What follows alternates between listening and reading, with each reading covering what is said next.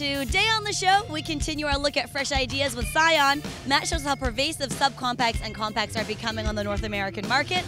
And I go to a party that celebrates Canadian motocross.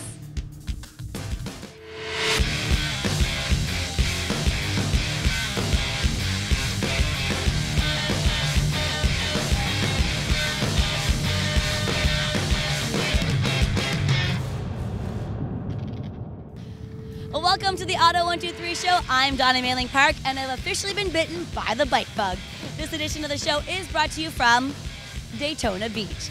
Well, 2010 Daytona Bike Week has wrapped up. Let's first pull into the pit stop to catch up with Papa Bear, Moto123's own Marc Content, to find out what the world's largest motorcycle event meant to him this year.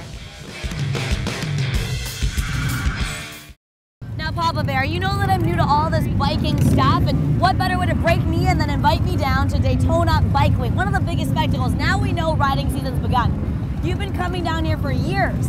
What's the major highlights for you this year? I think the highlight is the people that came. Everybody needs a break. The economy is tough. I've been talking to people.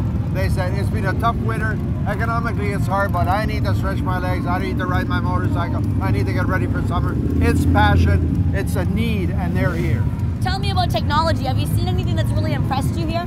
Well, a couple of bikes that were fun. First of all, Zero Motorcycles had their 2010 models here. They're electric bikes, very different from everything else. I rode the 2009. The 2010 is a much better bike, much improved bike. They're not there yet, but they're on the right track.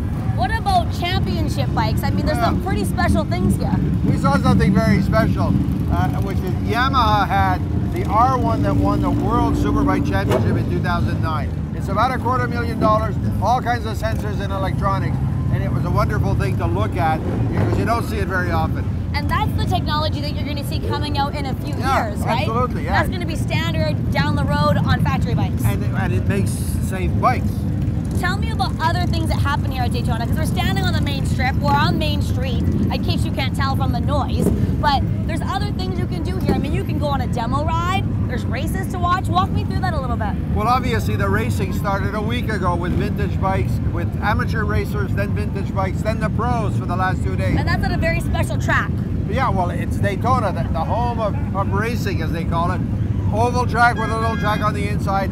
Brett McCormick did really well. He was 5th in the 200 last night. Then he made a small mistake, but it was a good spectacle. He finished 8th in Superbike. The thing about Daytona is around the track itself, all the manufacturers are there with test bikes so people can take test rides, and the press bikes for us that want to go for a little longer. But Harley-Davidson was there, obviously. Triumph were there, Yamaha were there, everybody was there. So it amasses people and all kinds of accessory vendors. Big crowd over at the track. Now you can't help but be brought in by the spectacle. I mean, the entire thing here is about looks. We're standing here and I mean, it's about fashion, it's about style, and it's about being as loud as you can be. Well, just like this guy that just went by. All the stores are converted to motorcycle accessories. Beach Street is a little west of here. It's the same thing. Dealerships get emptied and they sell motorcycle products. Hundreds of bikes are parked on the side of the road. People looking at the bikes. That's what Daytona Bike Week is. And you know what else I didn't know? You can actually go for a ride down on Daytona Beach. That's right. You can ride on the beach where they used to have the land speed records in the 30s and the 40s. They went 300 miles an hour on that place. And I mean, yeah, the economy's a little down. Bikes can be a hobby that can be very expensive, but there's still a lot of passion and a lot of love here. Will you be back next year? Oh yeah. Are you going to bring me with you? Oh yeah. Oh yeah.